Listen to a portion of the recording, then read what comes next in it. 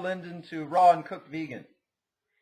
Thank you so much. It's great to be with you, Paul. And Daisy is with me here too, the boss of Go Vegan Radio. So. I'm very happy to see Daisy there. Yeah, she does seem to keep things under control there. Yeah. She does. She's the boss, and she's a vegan doggy also. So oh wow, impressive.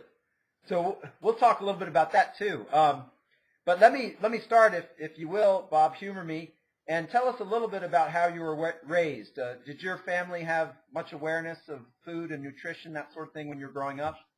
No, there was no awareness of food and nutrition. It was a diet of meat, dairy, fish, eggs, cheese, pot roast chicken. I mean, it was just typical, typical. Everybody was eating that way, right? Just dead animals, animal excretions. I'm drinking chocolate milk and eating Jell-O for dessert, and just really liver and eating liver. It's like talking about another person, really. Let's say, was that I really? Yeah. So that was hamburgers at lunch every day, a hamburger or a tuna fish sandwich. Yeah. Eggs for breakfast, all of that stuff. Steak for dinner. Right. Yeah. Okay. And how would you characterize your health growing up? Would you say you had average health? Did you have recurring illnesses like the annual flu, like most people had? Anything that you could connect to eating all those animal products? I think I was a very fat kid because we were buying chubby clothes. We were in it was called the chubby section of the store, so that makes you feel good. But yeah, I was a fat kid. I was drinking a lot of cow's milk and having Hostess cupcakes with it. I think so. Just very fattening. So I was fat. I wasn't. Maybe I came down with colds and things fairly often, but okay. That was, which I hardly have any since I'm vegan, at all. So, right. But yeah. Just okay. All right, and how long did you remain pretty much? How long did you continue with this kind of general, traditional diet until you started to think about changing it? Well, I was just continuing on happily into my college years. I went to Queens College of the City University of New York, and I was living on my own, and we were having parties at the house every Friday night, and I made this great chicken dish with an apricot glaze on it, and everybody loved that, so that was very popular with my friends. And then one night I was preparing this chicken dish, and I looked down in the frying pan, and I noticed more of a body, that I was cooking someone and not something. For some reason that night, the leg was the thigh was attached, and it was more of a body than a round, nondescript food item. And I'm staring down at the frying pan thinking, wow, somebody obviously suffered and died for me to be eating right now. Wow. And I also thought, well, I always thought that animals knew it was their place to be eaten. That's why they're on Earth, right? Where they're here for us to eat them. And I thought, well, I don't think the chicken volunteered to jump into the frying pan. And I just turned around and said, I don't think I can eat animals anymore. Wow. And that was age 19. I didn't know any vegetarians in my life. In fact, I was engaged to a butcher's daughter who was yelling at me, "You're going to die if you eat like that. You're crazy. What's wrong with you?" And I just thought, I don't think I can participate in this. As crazy as it seems, as much as I consumed so many chickens along my life and how many cows and, there it was staring at me in my face. But I didn't know even really what a vegetarian was.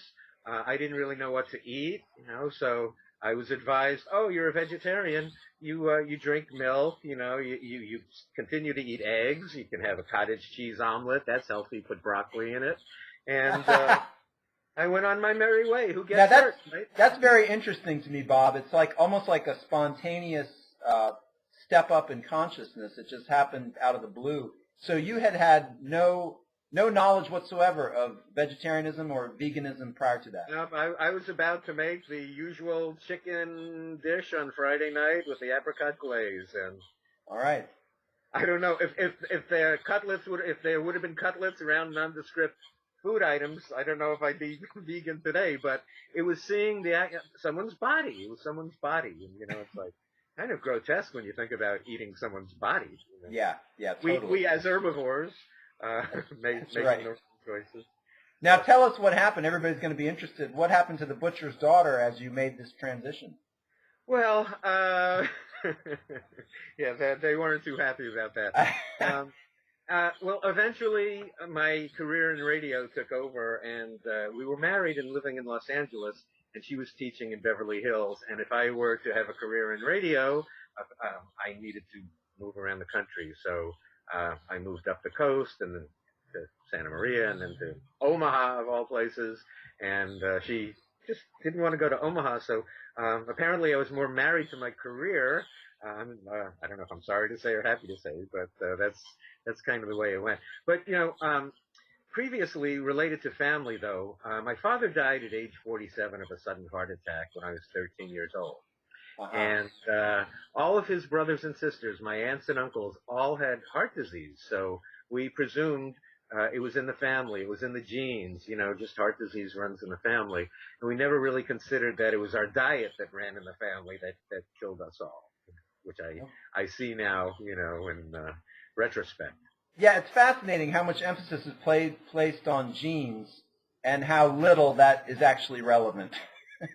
There was given no consideration given to it because the propaganda seems so strong that you have to have meat and dairy to be healthy. That, how do you get your protein, even though animal protein is carcinogenic and unhealthy?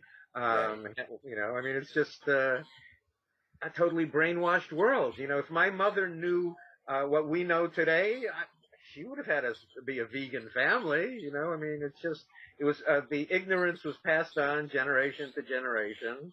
Well, I love the underlying point you have there, which is if an intelligent person looks at the issues, they take it for granted that you would be vegan. It's like if you're intelligent and you look at this intelligently, it makes sense, makes total sense.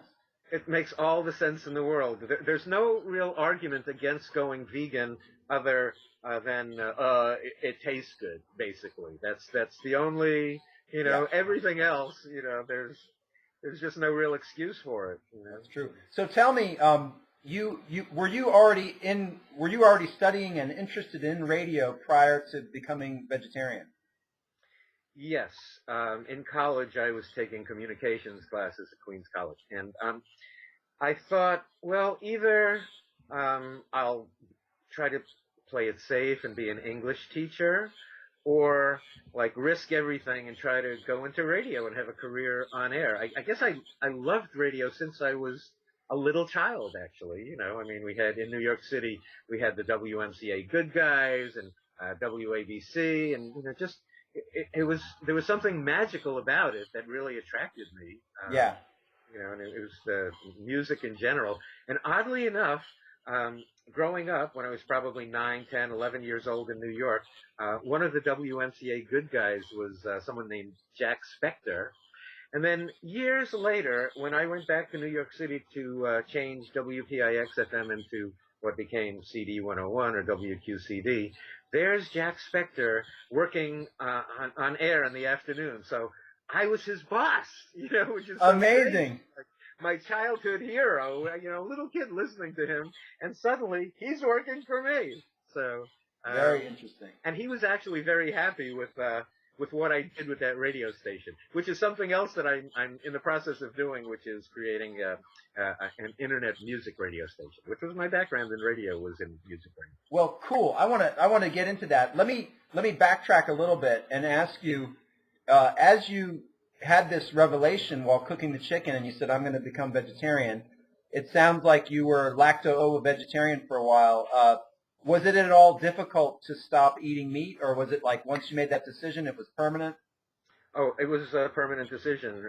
I never never would eat meat again. No, that was, I couldn't participate in the violence. It was violence and killing, and I couldn't be a part of it. And I'm embarrassed at how long it took me to realize the cruelty and murder of dairy and eggs. It took me 13 years. So, 13 years. I'm fast forward living in San Antonio, Texas, and working at a radio station. I wanted to do a benefit for an animal organization. The animal organization had the literature on the dairy and eggs, and I looked at that. My jaw dropped. I said, you know, I should have stopped dairy and eggs first. So I'm so embarrassed by that 13-year period that I want to help people these days, get quickly past it. That being non-vegan vegetarian is meaningless, really. Well, it's interesting you say that. It took me over 20 years. I was vegetarian for over 20 years, and early on I had tried to be vegan, and it just didn't feel right. It didn't feel like I could do it. So then I accepted some of the claims and just resigned myself to the fact I was going to be vegetarian. And then it was only What started you being vegetarian in that 20-year period? What was the catalyst? I think it was an interest in yoga. I had originally read one of the popular books at the time, and that was the first reference to vegetarianism. And I've always been very interested in Eastern religious principle and philosophy, and some of the ideas about violence and killing struck me as significant. And then as I right, it's the first precept. So I don't really understand how anybody can practice yoga and not be vegan because of ahimsa, right? Ahimsa. Well, right, yeah. It's interesting, and it kind of goes to what you were saying earlier. People have this concept that the purpose of animals is to be eaten. People kind of accept that without thinking about it, as if they were created for us to eat them. And that whole notion itself is highly questionable. Why does that become popularly accepted? I think there's a religious basis for that. I think people see that in the Bible. Right. I try to distract their attention from that to Genesis book 1 verse 29 that says you're supposed to be vegan. What are you talking about? That's right. So That's right. We couldn't convert the word vegan from Hebrew in the Bible or whatever it was. But really, that's God's first commandment is to be vegan. But then people somehow read into the Bible thinking they're here for us to use for our purpose or whatever. But what's interesting is that the Pope, in his encyclical a few months back, stated something very differently, that the animals really are our brothers and sisters on a journey together, and they're not here for our purposes. And I thought that was an amazing statement, and I have to make a bigger deal about that. Yeah, that's beautiful. And a concept I run across talking to a lot of vegans, and you can tell me what your perspective is on it, but it's that people who accept without question the acceptability of killing animals, it's easier for them to treat humans in an inhumane way. Do you see a link between those two things? That I see a link. My feeling is that anything that's wrong in the world is linked to production or consumption of meat, dairy, fish, and eggs. Everything. War, violence, human slavery, teenage pregnancy, you name it, there is a link to consuming meat, dairy, fish, and eggs. I mean, peace in particular, violent behavior, all the way along. I see a connection with veganism to everything. So consequently, Seinfeld did a show about nothing. I feel like by doing a vegan radio show, I do a show about everything. And I like it. So yeah. Now what's interesting to me about your story, if you went vegetarian when you were 19, what year was that? That would have been 1971. 71, okay. And then, even more than now, I imagine you got a lot of strange looks, a lot of people questioning what you were doing, family saying, Bob's gone off the deep end. What was that like? Yeah, it was just, I was just being different, I was different for everyone. So, what's interesting, at a certain point, when I became vegan, since I was the program director, and in essence, like the boss, people then were catering to that veganism. Like they'd run in the back and check ingredients at the restaurant, or and and it influenced people at least to think about it, which is fine with me. I That's mean, I don't great. mind being the odd one out for all the right reasons in the world. So. I love it. I love it. Yeah, Tell yeah. Oh, me. but to your point of treating humans better if we were kinder to other species, I think there's a basis for that in Jainism, where the Jain monks will sweep in front of them to not harm any creatures, or wear a mask not to inhale creatures, and the feeling is that if we are kind to other species, maybe it will translate to humans, so. Yeah, yeah, I like that. Yeah, but at least if you believe in karma, definitely. Yeah, yeah. So and perhaps immediately. Yeah, we don't. Who knows? But Mm-hmm. let me ask you: did you notice when you gave up meat? Did you notice any health benefits for those first, 13 years was it that you were vegetarian? Did you notice any health? I lost 35 pounds. 35 pounds. Okay. Yeah. All right. Yep. And Yeah. So that was that was from that, and that was fine. But yeah.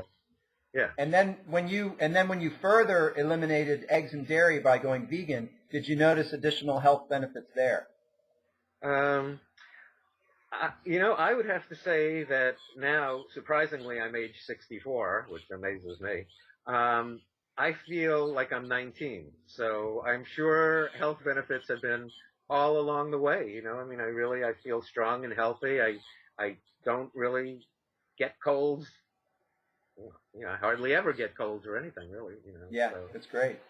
All right, and tell me a little bit about the kind of vegan. There's a lot of kind of subgroups now. There's like raw food vegans, and there's cooked food vegans, and there's low fat vegans, and so many different kinds. Do you have any special kind of veganism that you are drawn towards, or are you just as long as there's no animals, that's your primary? My primary issue would be no animals, preferably veganic produce and foods, organic otherwise. So vegan and organic, those are the magic words to me. I'm really doing this for the animals. I love raw foods. I'm into healthy, fruits, vegetables, nuts, grains, seeds, and beans. I'm into cooked. I'm into raw. I love soup. I love salad. I mean, I love it all. I mean, I'm a foodie. Vegans are foodies. We have the best food in the world in whatever direction we want to go. That's I mean, right. I love cabbage. I love cabbage. I love cabbage raw. I love cabbage cooked. I mean, it's just, and Daisy does too. I mean, I just love fruits and vegetables. I love vegetables. I just love eating, a red bell pepper, on its own or whatever. That's great. Now, let's say you cook up a little stir fry, you don't mind putting a little oil into the stir fry, or there might be a little olive oil or coconut oil, yeah. but yeah, a little bit. Okay. I know. Everybody, warns against that. The Esselstyns of the world and the forks over knives and whatever. But, also for I don't know, for flavor purposes, for some reason, sometimes I get invited to cook at a potluck, and there are lots of people there who don't eat, who aren't vegan. So I'll make an eggplant parmesan or a vegetable soup, and I have to say the oil enhances the flavor a little bit, holds the garlic and the onions and the carrot. I mean, cheat Yeah. a little on that. I hear Esselstyn yelling at me in the background. So. But I like that, Bob. I like the open-mindedness of that, and I think an important point with that is that for vegans who are using some oil, they're succeeding on the ethical front, the environmental front, and for the most part on the health front. I mean, it's getting pretty detailed to say you got to get your fats down to 10%. So I think it's a pretty huge win, even if you're a high-fat vegan. There's a Hmm. lot of fronts Yeah. you're winning Well, on. I'm a little bit more of a chocoholic than I would like to be. So once in a while I like to fast a day or two, or have water or whatever. I did a 30-day fast once on juice, which I really like. All So. right. All right. Let me ask you a little bit, just briefly, on supplementation. Have you decided, with all your experience, that it's necessary for you to supplement with any vitamins with a particular emphasis on vitamin B12 or vitamin D? Um, I seem to go in and out. Occasionally, I'll get some B12 and then not think about it or care about it. C, I'm doing a little C right now, but I'm kind of in and out of things. I don't really stay with a regimen. I like nutritional yeast. I think that there's probably some B vitamins. There are B vitamins in that, and that tastes cheesy enough to put into pasta dishes and tomato sauces. So maybe I'm getting it there. So I haven't really been. It's strange. I mean, yeah, it's hard to know one way or the other. There are some major vegan medical and health professionals who are against supplementation altogether, and then there are those who are for it. And sometimes you think, like, can this be harmful to take supplements? And then can it be harmful not to take supplements? So once in a while, oh, B12, I'll do that a little bit, and then forget about it for a while, and then come back to it. So I like it. You kind of follow your intuition on it. I like that. Mm. And I have my friend who's the founder of Evolution Diet. Daisy just had a can of the vegan dog food from Evolution. He was recommending vitamin D to me, so I'll probably go on that kick for a little bit now and do some vitamin D and All right. hope for the best. All right. Can you tell me, since you do have so much experience, let's list for the viewers some of the atrocities you've come across that happen within commercial animal production. So just maybe list a few of them. Well, there's nothing good, so if you list every aspect of what happens in animal agriculture, that would be an atrocity. So if we start with dairy, the cow is raped. Dairy starts with a rape. 100% of the time, the female has to produce a baby to produce the milk. So the atrocity is we start with rape, followed by the kidnapping of the baby for people to have the dairy, or fattened. So the baby then becomes veal or is fattened to become beef. And then the mother is murdered for hamburger. So there's the atrocity. It's always rape, mutilation, harsh imprisonment, and murder. That happens. That's the story of animal agriculture. As humane as people want to put a face on it, which there is no humane animal agriculture, but it's a profitable scam. So yeah, I mean, it's all an atrocity. Every part of it is an atrocity. Is there any aspect to milking? I know with the human mother, if the child keeps nursing, then the mother keeps providing milk. And then when the child stops nursing, the milk stops. Is there any possibility that for a mother cow, you could have one calf, and then as long as you continue milking every day, it'll keep the milk flowing? Is that not possible? Well, I think that the cycle is so strong that um, they're actually lactating. It's a process that just keeps continuing that actually robs her of more calcium and makes her weaker, makes the cow weaker too. But Yeah. you know, I, it has to start with a rape though. There's no production of milk without the baby. So Right. that's the start right there. So that's my plea to anybody who is into issues related to female exploitation. It starts with rape for dairy, and to be mutilated and murdered just because you produce eggs seems rather unfair to chickens also. So that's Right. I feel we connect with all social justice issues. That you know the start of any social justice issue is being vegan. Yeah, I love that. And I think as soon as you recognize that animals have sentience, then all the points you're making make a lot of sense. If you recognize that the animal has some level of consciousness, then it can be equated to some degree, at least, to human suffering on a similar scale. So when you say the rape of an animal, it's perhaps if you have a scale of humans being more valuable than animals, and I'm not saying that I do, but I could see where someone would, even if you have that, and you still recognize consciousness at some level in an animal, then you have to say, if rape is bad for humans, then you'd have to say rape is not good for animals either. Right, and then when the baby is kidnapped, I suggest people listen to the sound of the mother and baby screaming for each other as the little baby cow is taken from the mother, and then tell me that they don't have feelings. They have eyes. They can see what we do to them, and they it's a little embarrassing what humans do that the animals see us do, really. Right.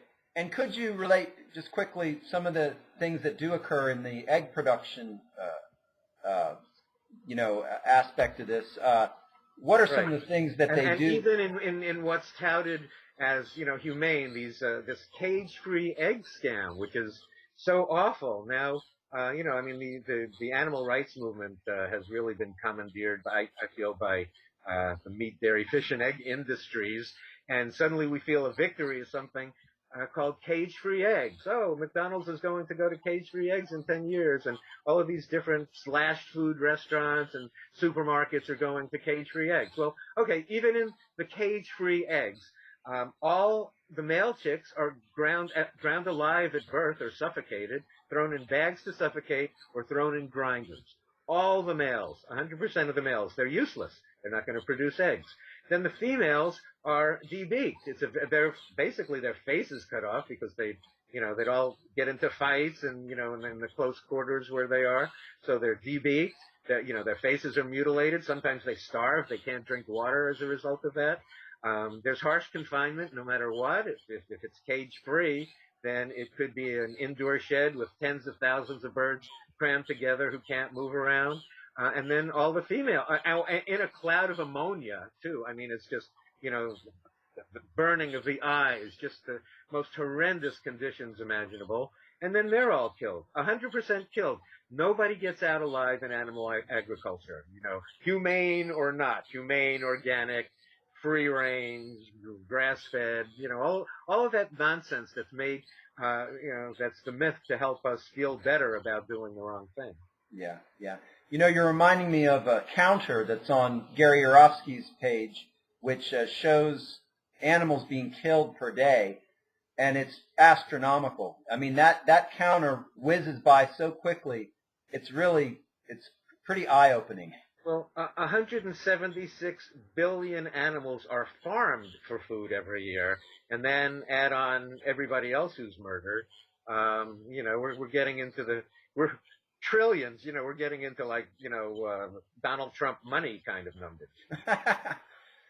And tell us a little bit too about the slaughter of larger animals for meat. So like pigs, sheep, cows. What are some of the things that we rarely get to see what goes on in these places? You hear of animal rights folks sneaking in with a camera, but a lot of the folks who run these facilities and companies, they do what they can to prevent the public from seeing what's actually going on in there. What are some of the horrific things you've come across in terms of how these animals are treated at the time of slaughter? Mm-hmm. Well, it's all horrific. And what surprises me, too, is that sometimes these so-called animal advocates advocate for, they complain that the animal killers aren't adhering to the Humane Slaughter Act. The Humane Slaughter Act is a bullet in the head. That's part of the Humane Slaughter Act. Or this captive bolt that goes into the brain, that's humane. Or electrocution. That's if in the stunning of animals. So to be humane and stun them, there's electrocution or a metal bolt in the brain or a bullet shot. So that's the Humane Slaughter Act. They're hanging by a leg and they're having their throats slashed, thrashing around, bleeding out. It's just horrible. But also, I'm a little upset by these groups who do the undercover videos because they're not presenting a vegan message to it, that if people are against what they're seeing on these videos, they have to go vegan. Because what usually happens is a low-level employee gets blamed. It's like the company says, "Oh, that's an aberration that somebody punched the cow or kicked the cow, so we'll fire him or we'll charge him, and we'll start an animal care committee for our animal murdering industry here." And suddenly they're looking like good guys, made to look like good guys by these so-called animal rights organizations who really aren't, their actions are, suspicious as far as I'm concerned. Yeah, you're reminding me of, who's this gal? I think she's either autistic or has Asperger's, and she's been praised because she has influenced the animal industry to improve its slaughterhouse. Yes, Temple Grandin. Right.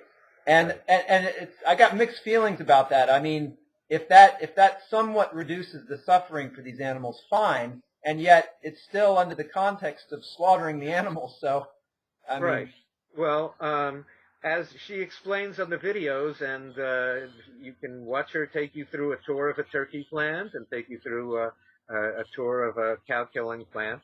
As she explains, the main purpose for her procedures would be for improving the quality of the meat and making it more profitable. aha. So, and the other thing is that once we say, "Oh, great, they've made improvements," that makes it all okay. And they don't make these improvements. It's all a myth. They make promises of improvements in the future and don't come up with them. And there are ridiculous promises now. The five freedoms that animals are supposed to get from Nestle's and a number of different companies, to be free of pain and fear and injury, and things that could never be promised are being promised now by this really compromised animal rights movement that really is taking people in the wrong direction, to wrong thinking. I mean, right now you would think McDonald's, hey, it's okay, vegans, you can eat at McDonald's now. They promised cage-free eggs in 10 years. I mean, it's It's crazy. It's we crazy. can't partner with the industry, as so many of these groups did in support of an egg bill that was written by United Egg Producers. Suddenly you have the Humane Society of the United States, Mercy for Animals, Farm Sanctuary, Compassion Over Killing, a number of groups who are partnering with the egg industry for the cages that it wants, for battery cages. Yeah. I mean, it's like. You're making me think, you can't be a little bit pregnant. Right. It's You have like, to be. You have to be vegan, and people, by the way, are running from the word vegan now. I don't understand plant-based. It seems like everybody is saying plant-based, which is a term that I find slightly annoying. I have to say, yeah, I hear you. I mean, I find it. I think what it comes down to. There seems to be three primary reasons people will become vegan. One is for health reasons, one is for ethical reasons, and one is for environmental reasons. And then I think anyone that becomes vegan gradually comes to understand the value of the arguments from those other areas, So it's interesting. I think ethical vegans have the strongest argument, in my opinion. But I think vegans who are vegan for health reasons have the strongest influence on the public, because I think the public is the most receptive to issues that affect the individual. So it's like a personal, selfish reason. I think the ethical reason is a more noble, motivating force, but I think most people are more motivated by their own personal interest.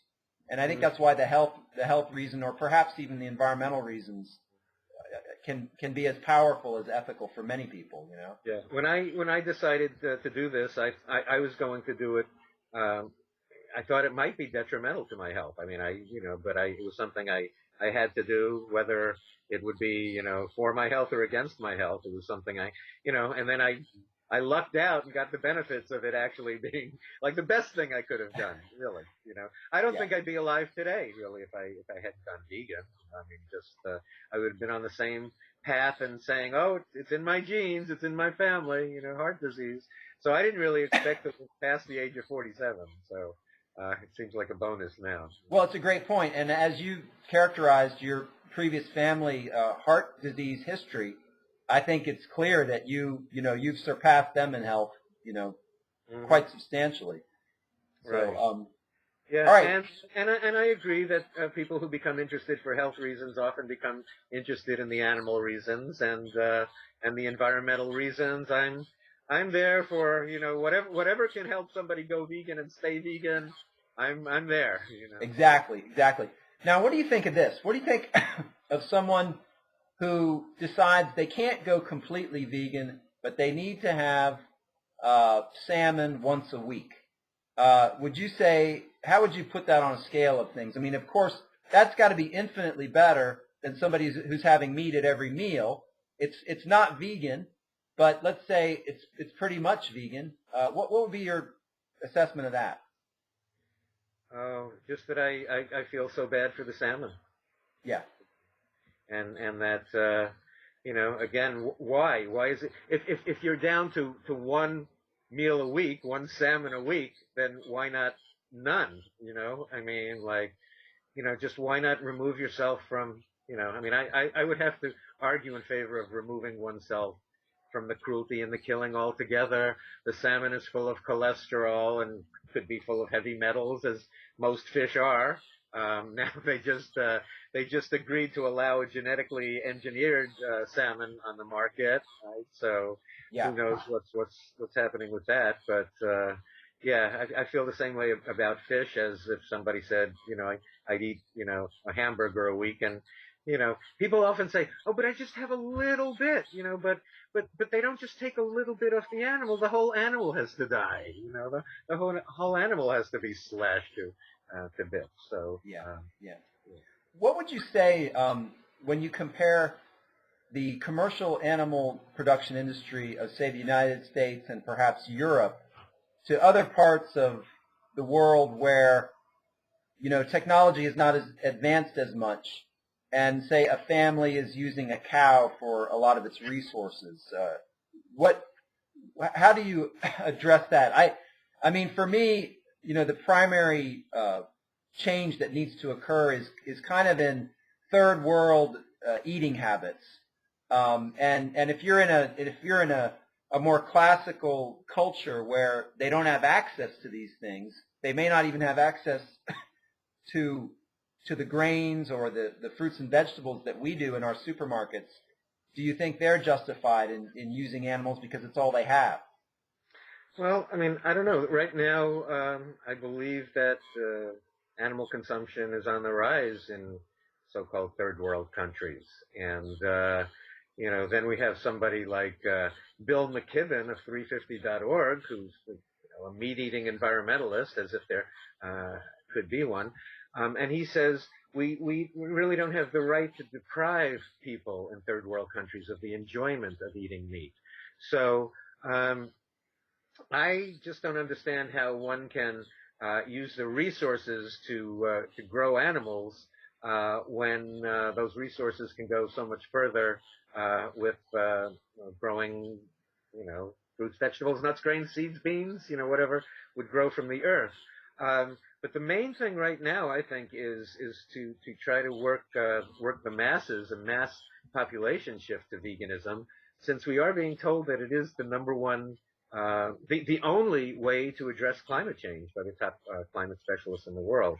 That really the only solution is a 50 to 85% population shift to veganism by 2020, or we've passed tipping points, and we're hearing this from the top climate specialists in the world. So there is no other solution. If you look at people going off to Paris and talking about carbon trade, things nobody can possibly understand or do, we're left with the one solution, which is the most moral solution, to the most immoral and aberrant human behavior, which is killing animals for food or clothes and for whatever other reason. Yeah, excellent point. Excellent point.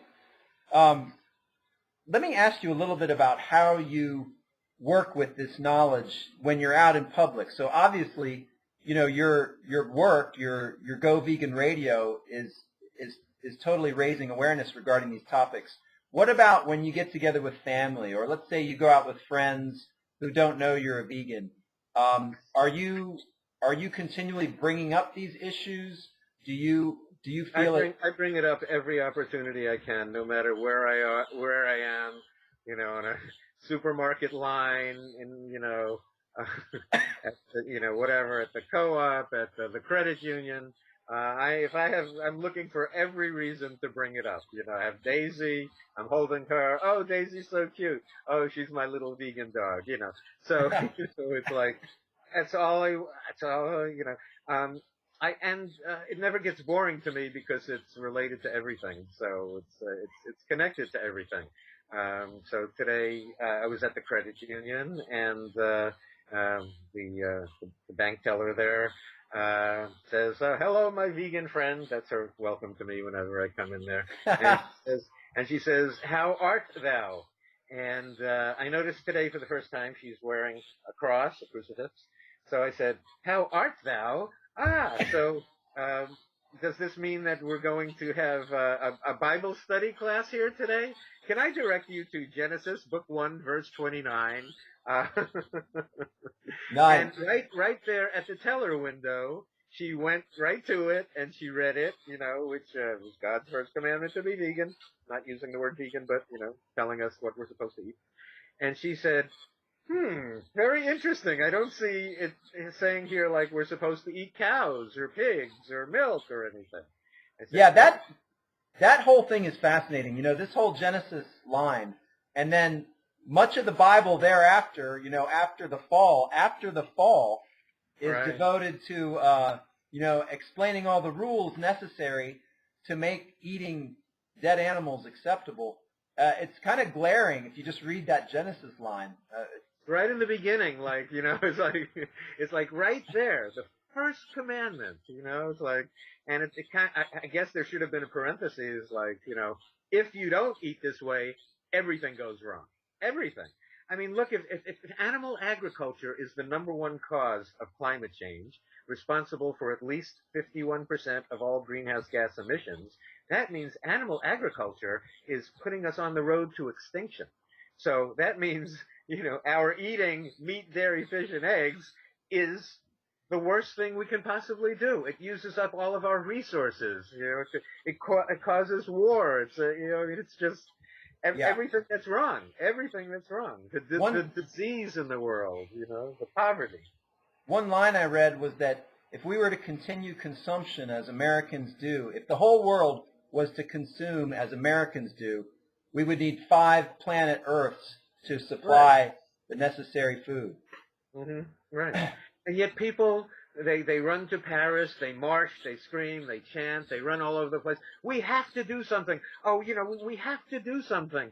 Okay, well, what we have to do is go vegan. What? And give up my meat? Wait a second. No, there must be something else. Let me blame a pipeline somewhere, right? Let me blame a coal plant. Let me blame a pipeline that hasn't been built yet, right? So, we're at tipping points. We're at a crisis stage right now, and people are running around protesting against unbuilt pipelines when they need to be protesting against fossil foods. And what they put on their plate, absolutely. Absolutely. What do you think of, you hear in scientific circles, there's attempts being made in laboratories to grow, beef or meat tissue in laboratories. Do you think that's a possible solution? No. Well, I think it's grotesque. And also, it seems like you do need a constant stream of cells, or from what I understand. So it's still using animals, and it's all grotesque. I mean, why are we making up new flesh? I mean, right. No, right. I just don't see eating any flesh. Really, what's the point?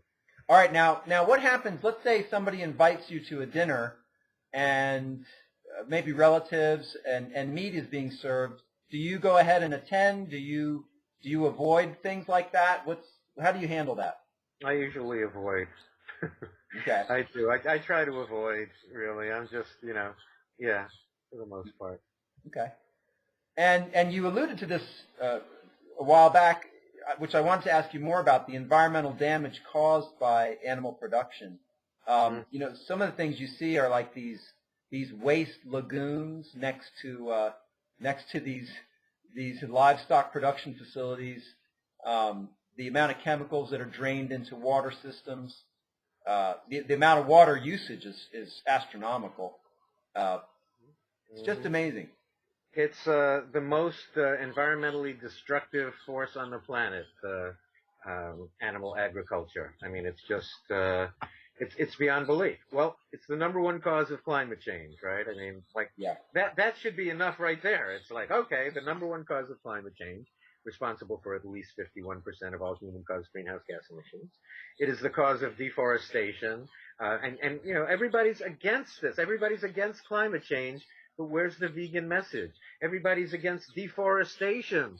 But where's the vegan message when the forests are being chopped down to grow GMO food for animals or to graze the animals there, which then chases indigenous people off the land into slavery?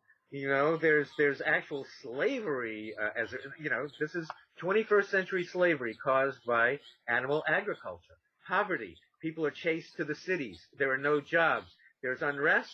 And next thing you know, you have a revolution in Syria, which is, the conflict in Syria is being quoted by, John Kerry related to climate issues.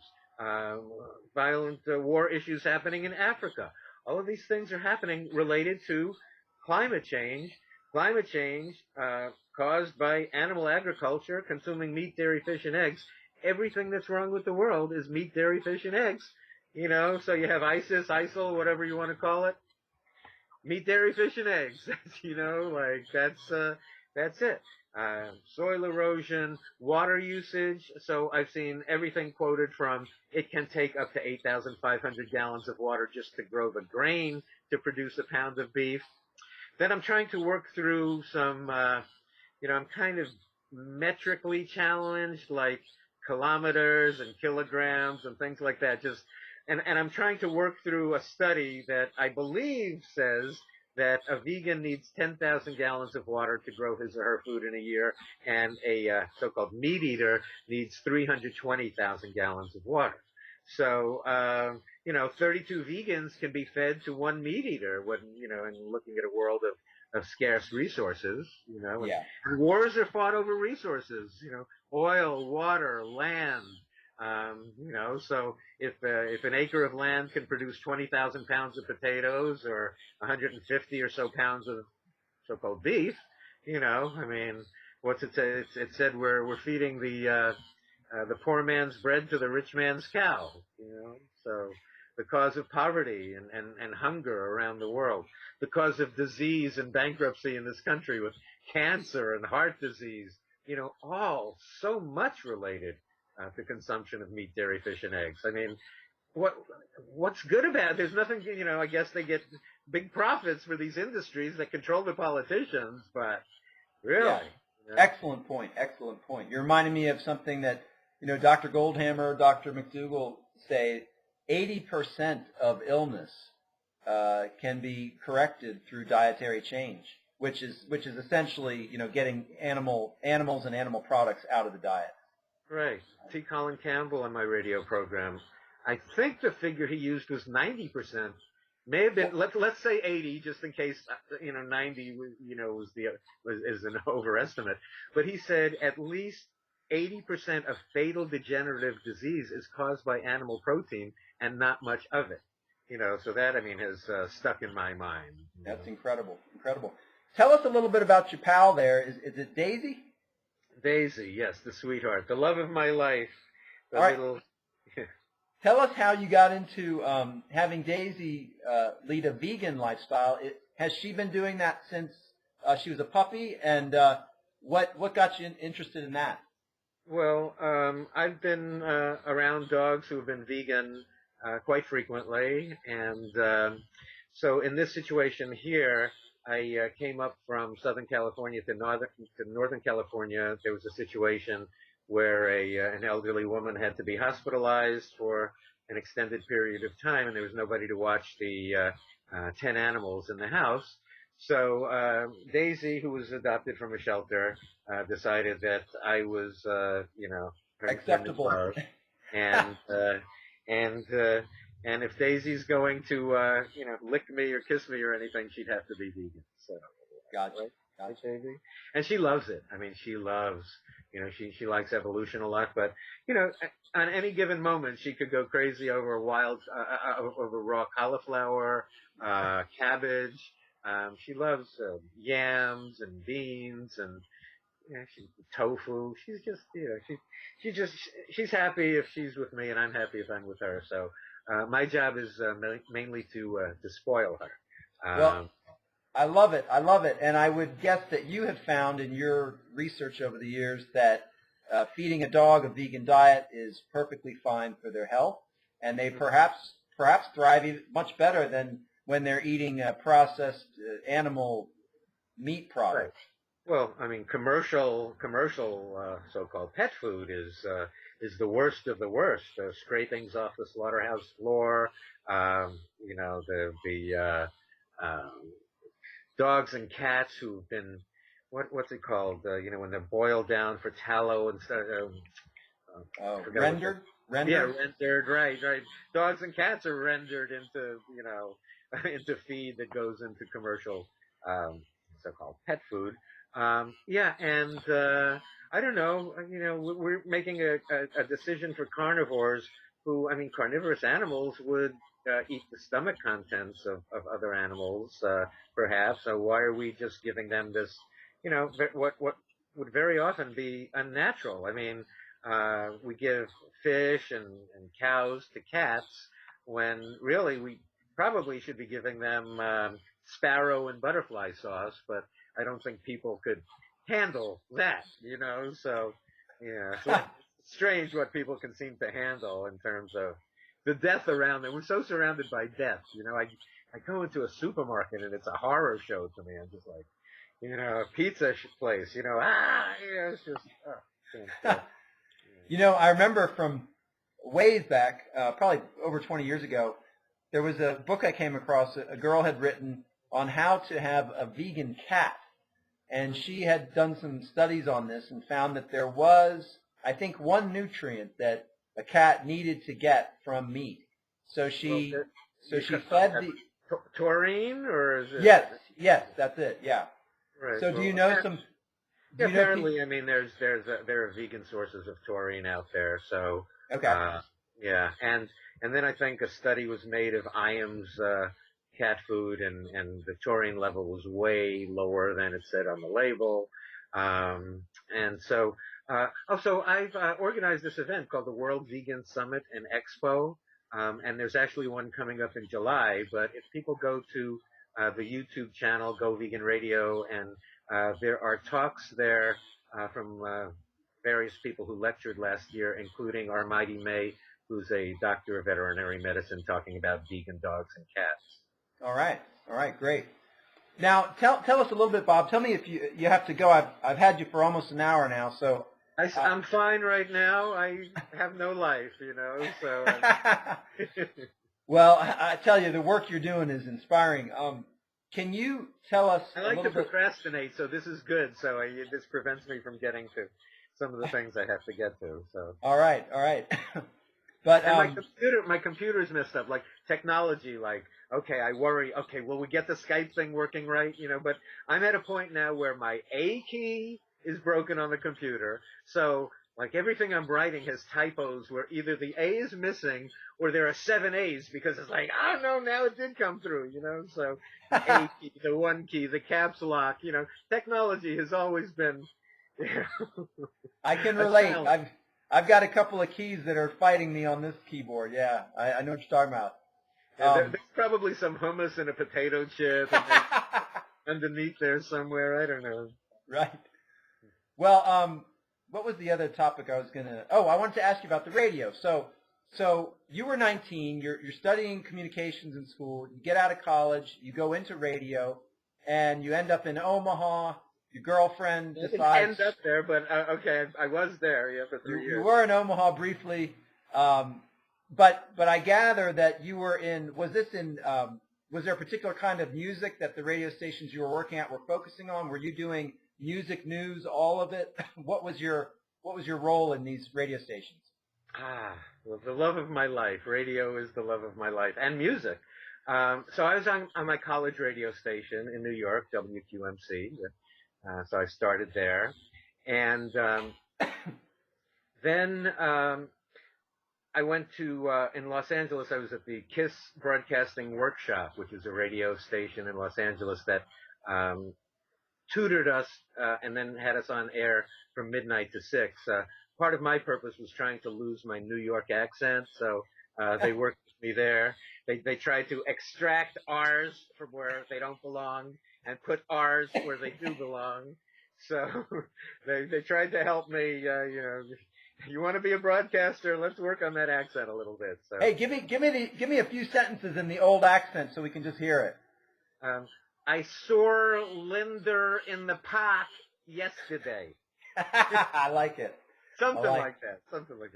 So I don't even know if I can imitate the accent. I hope I can't imitate the accent anymore. Although I fall back into it when I talk to people from New York. Then my first job was in Mojave, California. I did my first job in radio at a country station. They said I could be on air on weekends if I would sell advertising during the week. And I lived in Tarzana, which is LA area. I drove 84 miles each way, back and forth every day, but I wanted to be in radio, so even though I had no interest in country music, they let me be on the air and work the transmitter and do that. And then the job I got after that was in Santa Maria, California, at a station at KXFM, which was a rock station, a progressive rock station. And the on-air hosts or DJs would choose their own music.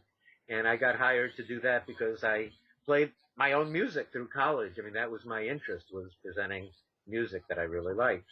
So I got hired to do the morning show there, and a new manager came in at KXFM, and he said, I really like the sound of your show. Can you figure out a way to make the rest of the station sound that way? And so I created a music format based on my ear. It's very strange. I mean, that was what was considered my talent in the industry, that I have a good ear, which is a little embarrassing because I think well, everybody has an ear, right, for music or whatever. But for some reason, I was able to put together music that people consistently liked and would listen to for long lengths of time. And this ran the gamut from everything from mellow rock to contemporary jazz, world music, reggae, just a wide variety of music. So is part of that, Bob, knowing how to sequence the songs? Right, yeah. I segues were important, flow was important, so one would flow into the next, and so that was definitely taken into account in putting together sets of music. And so then in Santa Maria, I was looking for more money than I was getting in that small town, and there was an industry newspaper called Radio and Records that had blind box numbers. Start a rock station in the Midwest, send your tape and resume to box whatever, Radio and Records, which I did, and then I got a phone call from somebody in Omaha, a guy named Jim Carter, and I said, Omaha? Come on, really? And he said, no, just let us fly you out, just check out our facilities and, just have an open mind. And so I flew to Omaha, and it was the most professional facility I ever saw in my life. This was where Tom Brokaw worked for WOWKEZO, that whole complex there. Johnny Carson worked, so there was a history to these Omaha stations there. Wow. And, I said, okay, I'm here, and I went there for 3 years, and it was great fun. I loved it. They hired me in the summer. Had they interviewed me in the winter, there would have been no chance of winters in Omaha, wind chill of 60 below zero. And you want to go outside and get some exercise, and okay, I'll shovel some snow, and it's like 2 shovels full, and you're frozen up the nostrils and down the throat. And it was Tornado Alley also, so the sirens would go off. But it was fun. The people in the Midwest were great. You know, And then, I've actually never been to Omaha, and I'd kind of like to go there just to see it. But yeah, the winter would be hard. the station is still on the air.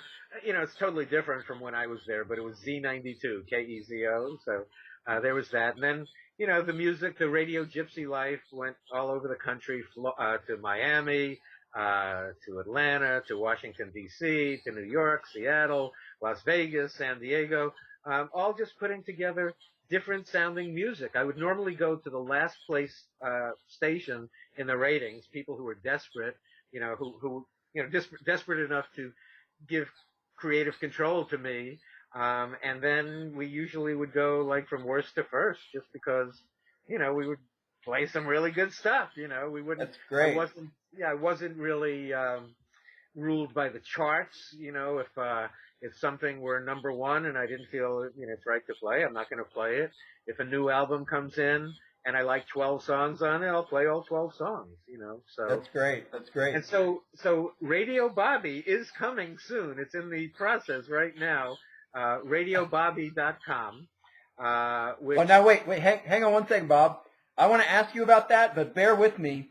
I'm going to hang up on you, and I'm going to. How rude! What, was it Radio Bobby? You don't want to hear Radio Bobby? Oh. No, I do want to hear all about it, but what I want to do is I've got about an hour on this one recording, and if I stop it here and then call you back and start again, it'll make it much more likely that I can process these well.